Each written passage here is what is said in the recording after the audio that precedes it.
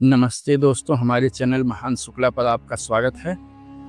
आज हम बात करेंगे भारत पाकिस्तान के मध्य हुए हाल के युद्ध की, जो 22 अप्रैल 2025 को पहलगाम आतंकी हमले से शुरू हुआ और भारतीय सेनाओं की अपार वीरता और ब्रह्मोस मिसाइल की अचूक शक्ति से पाकिस्तान के अंदर स्थित आतंकी शिविरों को, आतंकी संगठनों के ठिकानों को नष्ट करने से समाप्त हुआ। इन हमलों ने न केवल पाकिस्तान के अंदर स्थित आतंकी ठिकानों को नष्ट किया, बल्कि पाकिस्तान के हिमाकत करने पर उसके 11 एयरबेसों को भी निशाना बनाया, जिससे पाकिस्तान के परमाणु भंडारण स्थलों पर रेडिएशन लीक की आशंका पैदा हो गई। इस युद्ध ने भारत की सैन्य श्रेष्ठता को साबित किया और प्रधानमंत्री श्री नरेंद्र मोदी जी की नेतृत्व क्षमता को और उनकी आतंकवाद के विरुद्ध जीरो टॉलरेंस की नीति को वैश्विक स्तर पर स्थापित किया। अमेरिकी रक्षा विशेषज्ञों ने इसे भारत की स्पष्ट जीत बताया है। इस वीडियो में हम पूरी टाइमलाइन, तथ्य और विश्लेषण को प्रस्तुत करेंगे, तो अंत तक बने रहें और वीडियो को लाइक करें, शेयर करें और चैनल को सब्सक्राइब करना ना भूलें। भाग 1, पहलगाम आतंकी हमला युद्ध की शुरुआत।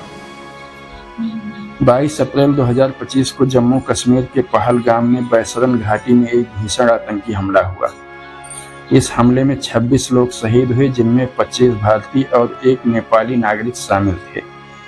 यह पिछले 15 वर्षों में भारत में नागरिकों पर हुआ सबसे घातक हमला था। आतंकवादियों ने पर्यटकों को निशाना बनाया, हिंदुओं और मुस्लिमों को अलग करके कलमा पढ़ने को कहकर और पैंट तक उतरवाकर पहचान निश्चित करने के बाद चुन चुनकर हिंदू पुरुषों को पॉइंट ब्लैंक से सिर में गोली मारा।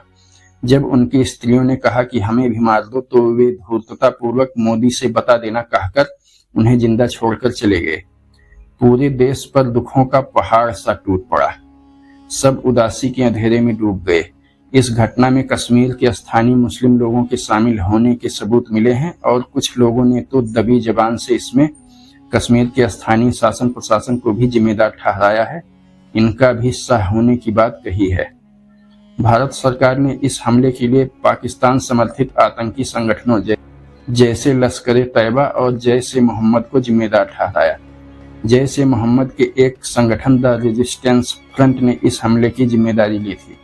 प्रधानमंत्री नरेंद्र मोदी ने आतंकवाद के खिलाफ कठोर कार्रवाई का आह्वान किया। उनकी दृढ़ता और आतंकवाद के खिलाफ जीरो टॉलरेंस की नीति ने भारत की जवाबी कार्रवाई की नींव रखी। आतंकवादियों ने हमले में AK-47 और ग्रेनेड का उपयोग किया था।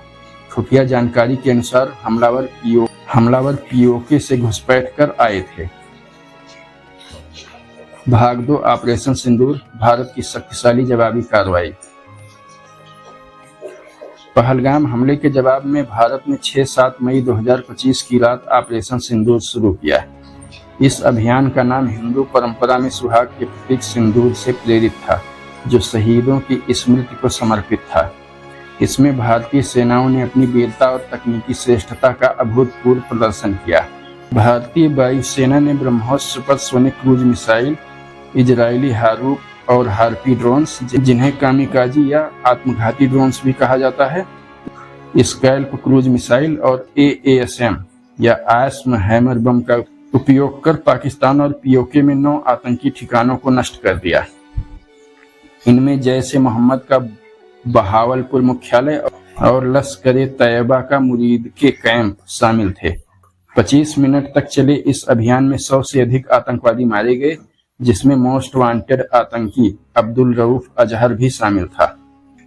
भारतीय नौसेना ने अरब सागर में INS विक्रांत को तैनात कर पाकिस्तानी नौसेना को पिंजरे में बंद सा कर दिया, जिसने भारत की रणनीतिक श्रेष्ठता का विश्व भर में परचम लहरा दिया और भय से पाकिस्तान की घिघी बंध गई।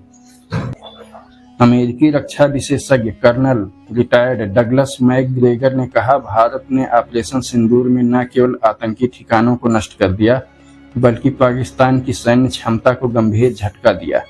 यह भारत की स्पष्ट विजय थी। अमेरिकी थिंक टैंक मॉडर्न वार इंस्टीट्यूट में शहरी युद्ध अध्ययन के अध्यक्ष जॉन स्पेंसर ने कहा, ऑपरेशन सिंदूर ने आतंकी ठिकानों को तबाह करने, भारत की सैन्य श्रेष्ठता को साबित करने, निवारक शक्ति को दूसरा जन्म देने और एक नई राष्ट्रीय सुरक्षा नीति को दुनिया के सामने लाने के अपने लक्ष्यों को न सिर्फ हासिल किया बल्कि उन्हें कई गुना बढ़ा दिया। भाग 3, परमाणु भंडारण पर हमले और रेडिएशन लीक की आशंका। ऑपरेशन सिंदूर के दौरान ब्रह्मोस मिसाइल ने सरगोधा एयरबेस पर इतना शक्तिशाली हमला किया कि उससे भूकंप सा आ गया और पास के किराना हिल्स में संदिग्ध परमाणु भंडारण सुविधा को नुकसान पहुंचने की आशंका जताई गई।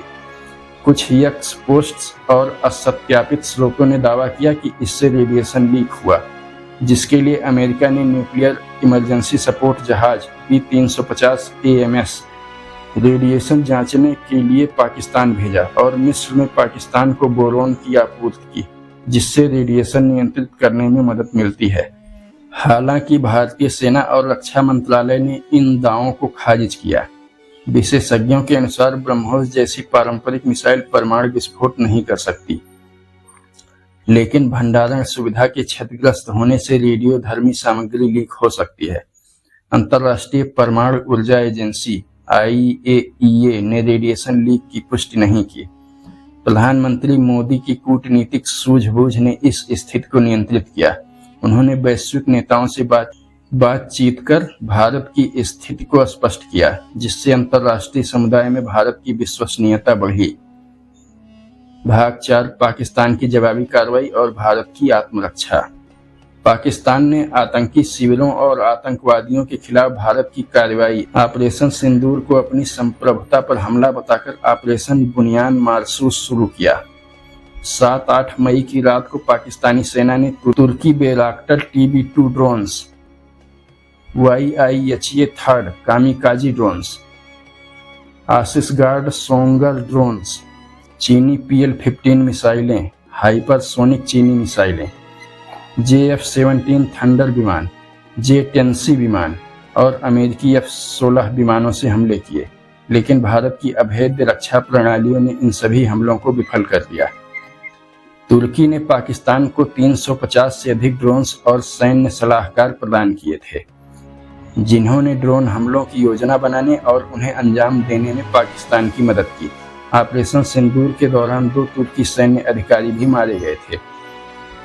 भारत की आकाश मिसाइल प्रणाली S-400 एंटी एयरक्राफ्ट गन्स और UAS ग्रिड ने पाकिस्तानी ड्रोन्स, एडवांस्ड चीनी मिसाइलों और बेहद उन्नत चीनी लड़ाकू विमानों को सीमा में प्रवेश करते ही हवा में नष्ट कर दिया।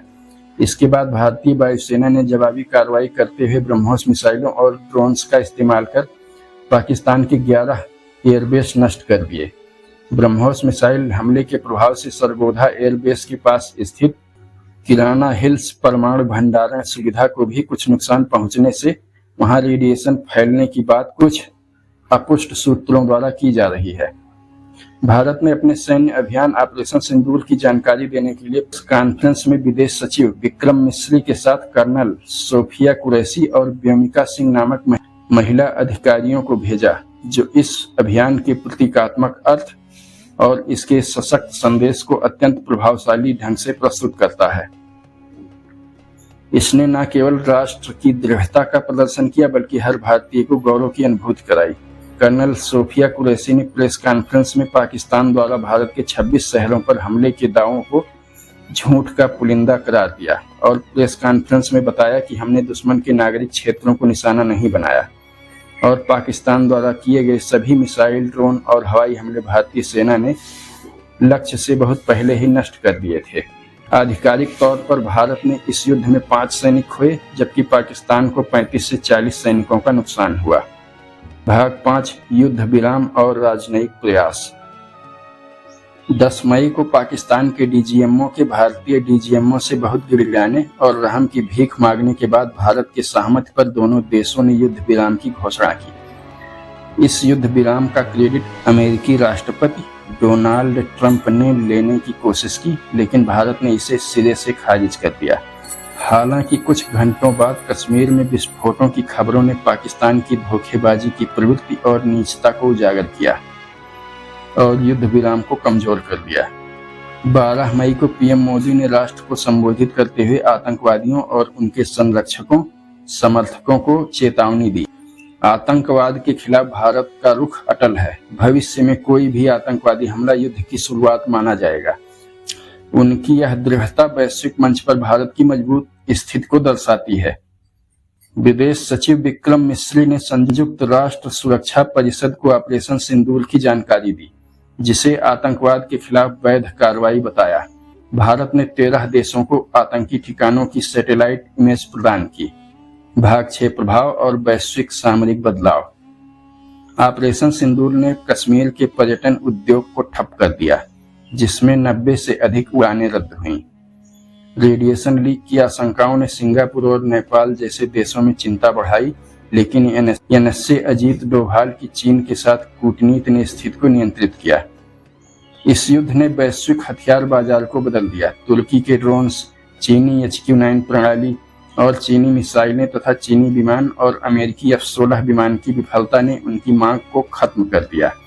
वहीं आकाश प्रणाली, ब्रह्मोस मिसाइल, S-400 और राफेल जेट की मांग लगातार बढ़ती गई। फिलीपींस और वियतनाम जैसे देश ब्रह्मोस और आकाश तीर प्रणाली के लिए कतार में लगे हैं। पीएम मोदी की दूरदर्शी नीतियों और भारतीय सेनाओं की वीरता ने भारत को वैश्विक सामरिक शक्ति के रूप में स्थापित किया। उनकी अंतर्राष्ट्रीय कूटनीति ने भारत को UNSC और G20 जैसे मंचों पर और मजबूत किया। बल्कि कुछ सामरिक हस्तियों का कहना है कि भारत ने संयुक्त राष्ट्र संघ में अस्थायी सीट या वीटो पावर को ही महत्वहीन कर दिया है। उपसंहार। दोस्तों, यह थी भारत पाकिस्तान युद्ध और ऑपरेशन सिंदूर की कहानी, जिसमें भारतीय सेनाओं की वीरता और पीएम मोदी के नेतृत्व ने इतिहास रचा। इस अभियान के दौरान जब भारत ने पाकिस्तान और POK स्थित आतंकवादी स्थलों को नष्ट करके आतंकवादियों को नरक का रास्ता दिखाया तथा इस पर पाकिस्तान के हिमाकत करने पर उसके 11 एयरबेसों को नष्ट किया, तो पूरे देश में उत्साह की लहर दौड़ गई और लोगों ने पाकिस्तान और आतंकवादियों को संबोधित करते हुए सोशल मीडिया पर पोस्ट किया, तुमने निहत्थे असहाय पुरुषों को मारकर उनकी स्त्रियों से कहा था ना कि मोदी को बता दो। उन्होंने मोदी जी को बता दिया और अब श्री मोदी जी तुम्हें बता रहे हैं। इस तरह से पाकिस्तान और आतंकवादियों को उनके घर में घुसकर सबक सिखाने और पीड़ितों को न्याय दिलाने के लिए देश ने हमारे प्रिय प्रधानमंत्री श्री नरेंद्र मोदी जी को, हमारी अजेय सेनाओं को और हमारे वैज्ञानिकों DRDO, ISRO व HAL को धन्यवाद दिया। हमारी सेनाओं के शौर्य, उनके हथियारों के उपयोग की सर्वोत्तम कुशलता, रणनीतिक श्रेष्ठता, श्री मोदी जी के अडिग नेतृत्व और हमारे हथियारों की तकनीकी उत्कृष्टता ने भारतीयों का मस्तक गर्व से ऊंचा कर दिया है। आप इन सब पर क्या सोचते हैं? क्या इस युद्ध ने भारत को विश्व शक्ति के रूप में प्रतिष्ठित किया है? और क्या यह युद्ध विराम अस्थायी होगा या रेडिएशन लीक की आशंकाएं स्थिति को और जटिल करेंगी? अपनी राय कमेंट्स में बताएं। वीडियो पसंद आए तो लाइक, शेयर और सब्सक्राइब जरूर करें। यह हमें ऐसी ही सामग्रियों को बनाने और प्रस्तुत करने के लिए प्रोत्साहित करता है। जय हिंद। अस्वीकरण। यह वीडियो शैक्षिक उद्देश्यों के लिए है। रेडिएशन लीक के दावे IAEA द्वारा असत्यापित हैं। दर्शकों को स्वयं तथ्यों की जांच करने की सलाह दी जाती है।